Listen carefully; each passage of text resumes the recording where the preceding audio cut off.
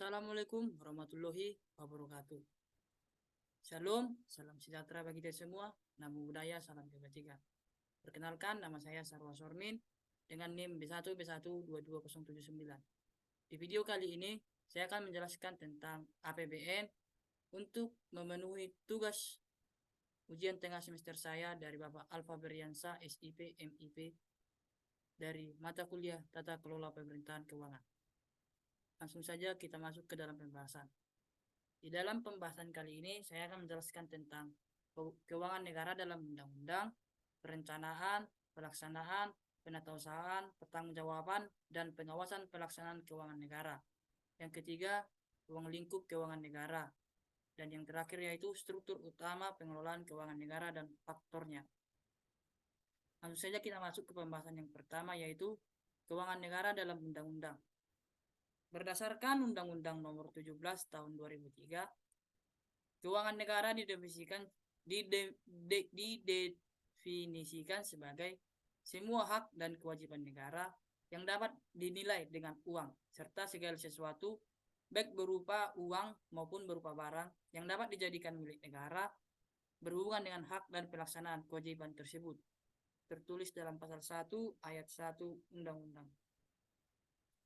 Pengertian tersebut secara historis konseptual sebenarnya mengikuti rumusan pengertian keuangan negara yang pernah dihasilkan dalam Seminar Indonesian Computable Weight atau ICW tanggal 30 Agustus sampai dengan 5 September 1970 di Jakarta, yang sebelumnya dalam teori hukum keuangan negara pernah pula dikemukakan oleh Van der Kamp mengacu pada penjelasan dalam undang-undang tentang pengertian dan ruang lingkup keuangan negara yang menyatakan pendekatan yang digunakan dalam merumuskan keuangan negara adalah dari sisi objek, subjek, proses, dan tujuan.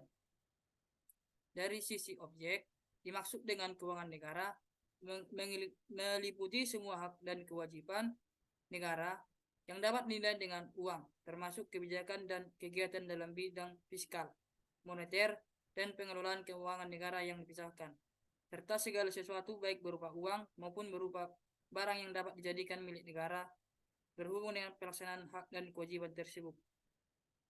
Dari sisi subjek, yang dimaksud dengan keuangan negara meliputi seluruh objek sebagaimana tersebut di atas yang dimiliki oleh negara dan dikuasai oleh pemerintah pusat, pemerintah daerah, perusahaan negara ataupun daerah, dan badan lain yang ada kaitannya dengan keuangan negara. Dari sisi proses keuangan negara, mencakup seluruh rangkaian kegiatan yang berkaitan dengan pengelolaan objek sebagaimana tersebut di atas, mulai dari perumusan kebijakan dan pengambilan keputusan sampai dengan pertanggungjawaban. Dari sisi tujuan, keuangan negara meliputi seluruh kebijakan, kegiatan, dan hubungan hukum yang berkaitan dengan pemilikan atau penguasaan objek sebagaimana tersebut dalam rangka penyelenggaraan pemerintahan negara. Dan selanjutnya kita masuk ke dalam perencanaan pelaksanaan keuangan negara. Di dalam perencanaan pelaksanaan keuangan negara ada 10 rangkaian. Langsung saja kita masuk ke dalam penjelasannya. Yang pertama itu RPJP. RPJP adalah Rencana Pembangunan Jangka Panjang. Merupakan perencanaan makropolitis berwawasan 20 tahun dan memuat visi, misi, dan arah pembangunan jangka panjang yang selanjutnya dapat digunakan sebagai pedoman penyusunan rencana pembangunan jangka menengah daerah atau RPJM daerah setiap 5 tahun sekali. Yang kedua,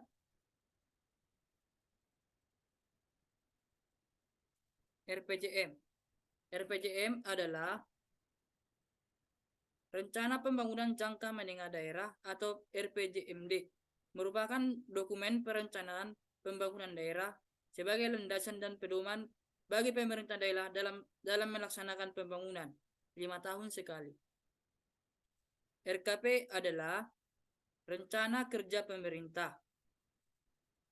Dokumen perencanaan pembangunan nasional untuk periode 1 tahun yang dimulai pada tanggal 1 Januari dan berakhir pada tanggal 31 Desember. Yang keempat yaitu KUA. KUA adalah dokumen yang disusun oleh sekretaris daerah dan disampaikan kepada kepala daerah sebagai acuan awal dalam penyusunan APBD. KUA menguraikan visi misi program dan kegiatan yang menjadi prioritas pemerintah daerah dalam jangka waktu tertentu, biasanya untuk 1 tahun anggaran.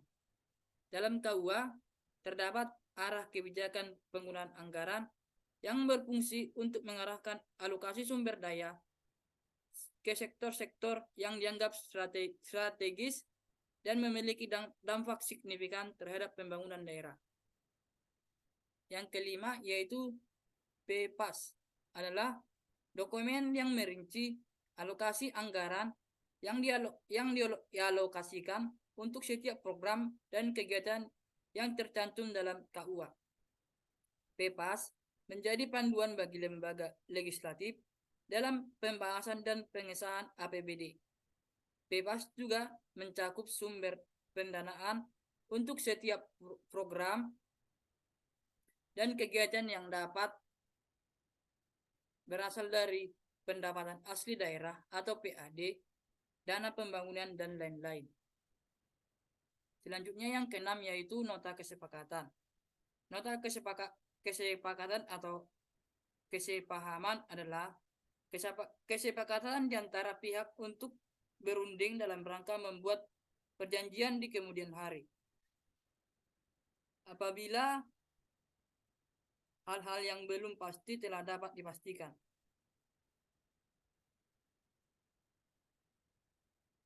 Yang ketujuh itu pedoman penyusunan RKA, SKPD, strip KL.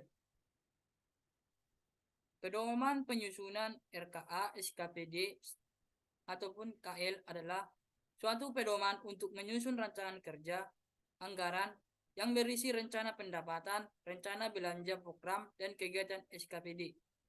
Yang ke-8, RKA strip SKPD adalah dokumen perencanaan dan penganggaran yang berisi rencana pendapatan, rencana belanja program dan kegiatan SKPD, serta rencana pembiayaan sebagai dasar penyusunan APBD. Yang ke-9, RAPBN. RAPBN adalah Rencana Anggaran Pendapatan dan Belanja Negara. Yang ke-10, APBN. APBN adalah Anggaran Pendapatan Belanja Negara yang berisikan tentang rencana keuangan tahunan pemerintah negara Indonesia yang disetujui oleh Dewan Perwakilan Rakyat. APBN berisi daftar sistematis dan terperinci yang memuat rencana penerimaan dan pengeluaran negara selama 1 tahun anggaran.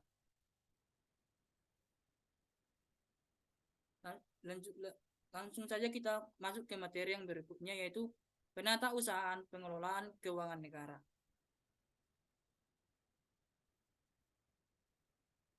Yang pertama yaitu pencatatan transaksi.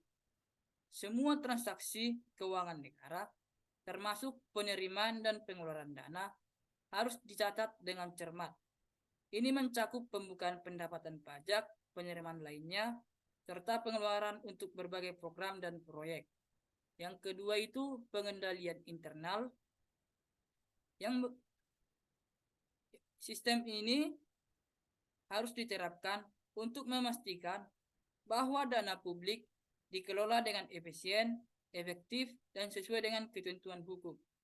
Ini melibatkan pengendalian seperti persetujuan anggaran, pemisahan tugas, dan audit internal.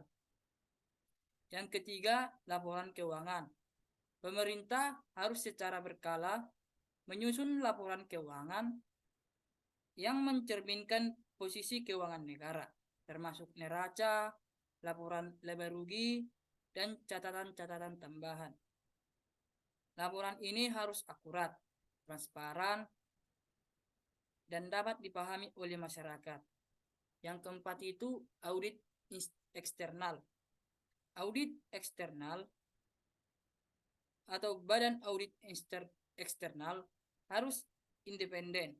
Biasanya bertanggung jawab untuk memeriksa laporan keuangan pemerintah dan memastikan bahwa pengelolaan keuangan negara telah sesuai dengan ketentuan hukum dan prinsip akuntansi yang berlaku.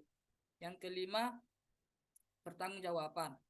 Pemerintah dapat memberikan pertanggungjawaban yang jelas atau pengelolaan dana publik kepada masyarakat, legislatif, dan badan pengawas. Hal ini termasuk menjawab pertanyaan, memberikan penjelasan, dan mengambil tindakan jika terjadi penyimpangan.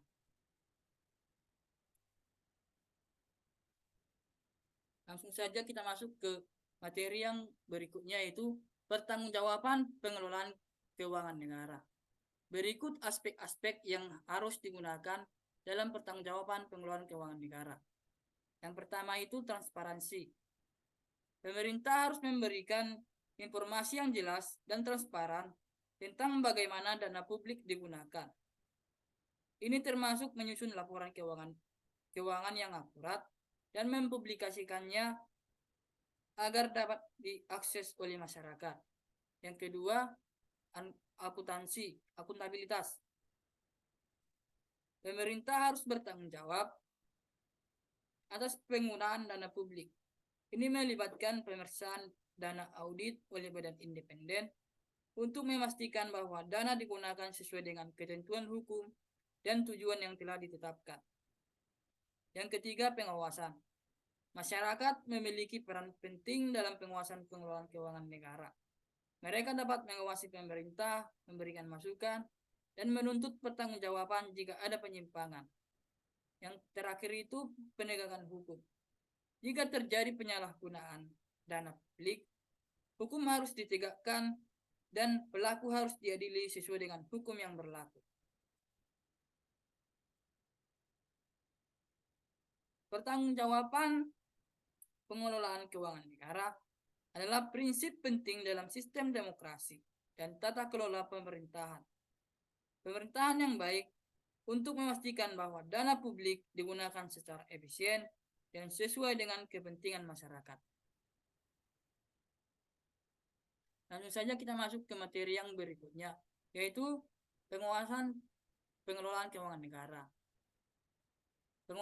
Pengawasan pengelolaan keuangan negara harus dilakukan sejak awal penyusunannya dan baru berakhir pada tahap pertanggungjawabannya. Penguasaan kekuasaan sendiri memiliki beberapa aspek dalam kajiannya, tergantung dari objek, sifat, dan ruang lingkup penguasaannya. Selanjutnya akan dibahas lebih dalam, yaitu yang pertama, pengawasan berdasarkan objek.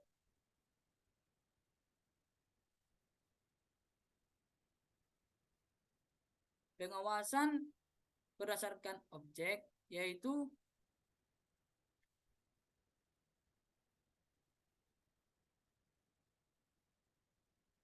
dibagi menjadi dua. Yang pertama, pengawasan penerimaan dan pengawasan pengeluaran negara.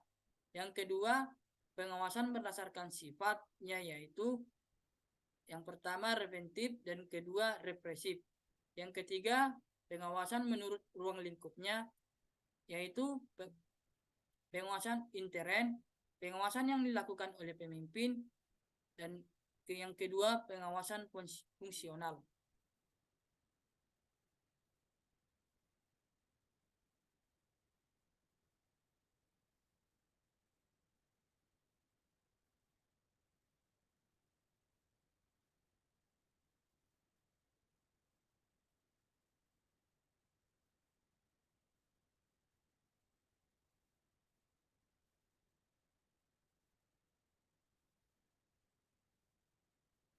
Langsung saja kita masuk ke materi selanjutnya, yaitu ruang lingkup keuangan negara. Perumusan keuangan negara dapat ditinjau melalui pendekatan dari sisi objek, subjek, proses, dan tujuan. Dari sisi objek, yang dimaksud dengan keuangan negara meliputi semua hak dan kewajiban negara yang dapat dilihat dengan uang, termasuk kebijakan dan kegiatan dalam bidang fiskal, moneter, dan pengelolaan kekayaan negara yang dipisahkan, serta segala sesuatu baik berupa uang maupun barang yang dapat dijadikan sebagai milik negara berhubungan dengan pelaksanaan hak dan kewajiban tersebut. Dari sisi subjek, keuangan negara meliputi keseluruhan pelaku yang terkait dengan pengelolaan objek sebagaimana tersebut di atas yang dimiliki negara dan atau dikuasai oleh pemerintah pusat, pemerintah daerah, perusahaan negara ataupun daerah, dan badan lain yang ada kaitannya dengan negara.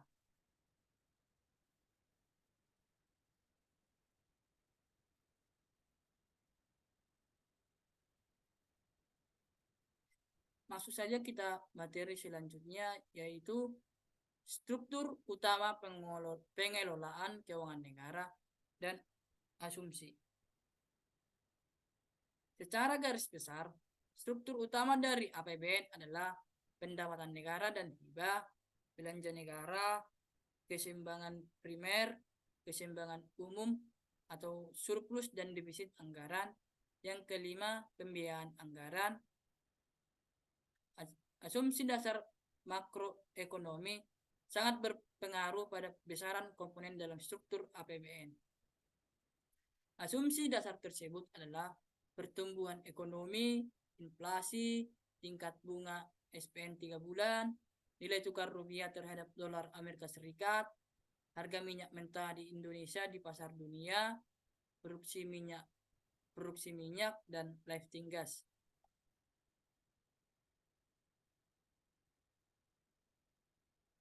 Masuk saja kita masuk ke materi selanjutnya, faktor-faktor penentu pengelolaan keuangan negara.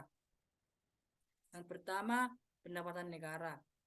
Besaran pendapatan negara dalam tahun tertentu dipengaruhi oleh beberapa faktor, antara lain indikator ekonomi makro yang tercermin pada asumsi dasar makroekonomi, yang kedua kebijakan pendapatan negara, yang ketiga kebijakan pembangunan ekonomi, yang keempat perkembangan pemungutan pendapatan negara secara umum, yang kelima kondisi dan kebijakan lainnya.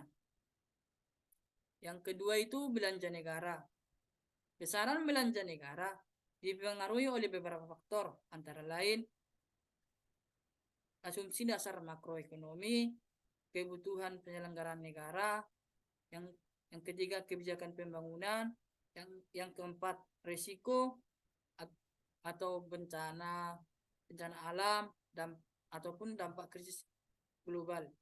Yang kelima kebijakan stimulus fiskal, dan yang keenam kondisi dan kebijakan lainnya. Yang ketiga itu pembiayaan. Besaran pembiayaan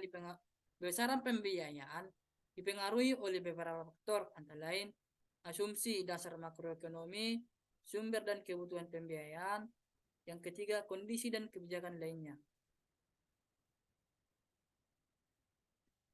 Baiklah teman-teman sekalian, demikianlah hasil dari presentasi saya tentang APBN. Jika materi dari PowerPoint saya masih ada kurang ataupun penyampaian saya masih belum baik, saya mohon maaf bila ada kesalahan. Demikian presentasi saya hari ini, saya ucapkan terima kasih.